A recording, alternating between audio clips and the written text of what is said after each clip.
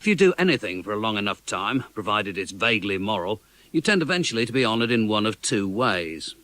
Either you crop up in the birthday or New Year's honours lists alongside school janitors, television entertainers and business leaders who've equipped simple people who might otherwise settle their differences with their fists with the means to wipe out entire communities.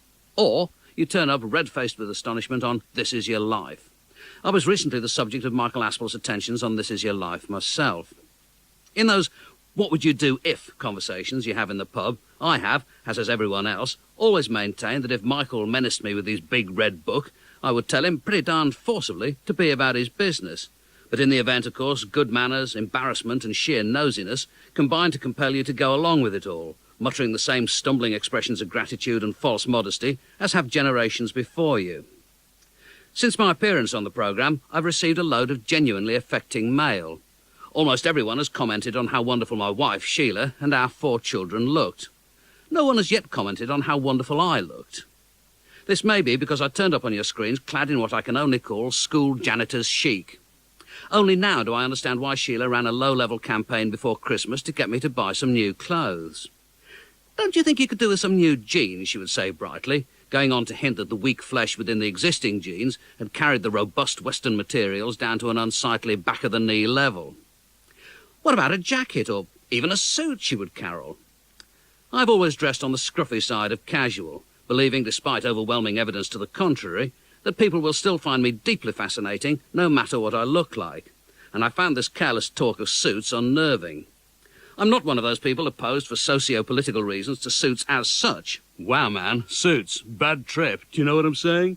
In fact, I already own a suit. Unfortunately, the last time I wore it, at a get-together for those who'd been marooned on desert island discs, I looked as though I'd been wrapped in surgical bandages. But Sheila and the children did indeed look gorgeous, and I do feel as though I let them down a bit. But I have to say that This Is Your Life was a wonderful experience. Here were colleagues such as Alan Freeman, Kid Jensen and Andy Kershaw in the flesh, and David Bowie, Richard Branson, Billy Connolly and Kenny Dalglish on film. Admittedly, I've only met Billy Connolly once, about 15 years ago, and the last time I tried to speak to David Bowie, I was prevented from doing so by an enormous minder. But they all said kind and touching things, which made me regret the fact that we don't get together much. "Richard, you must get Billy to tell you the joke you told me the other day. Seems there was this Scotsman and a Scotsman and a Scotsman."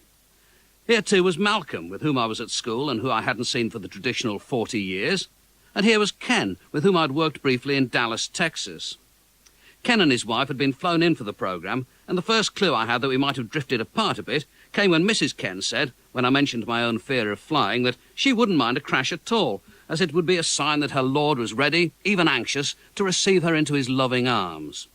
Ken has done well in business, but may, I fear, have spent too much of the proceeds on aftershave. We parted with expressions of admiration bordering on lust, but will not, I think, be visiting with each other much in the future.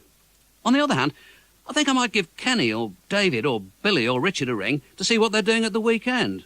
I still haven't bought any new clothes, but they won't mind. That was your John Peel.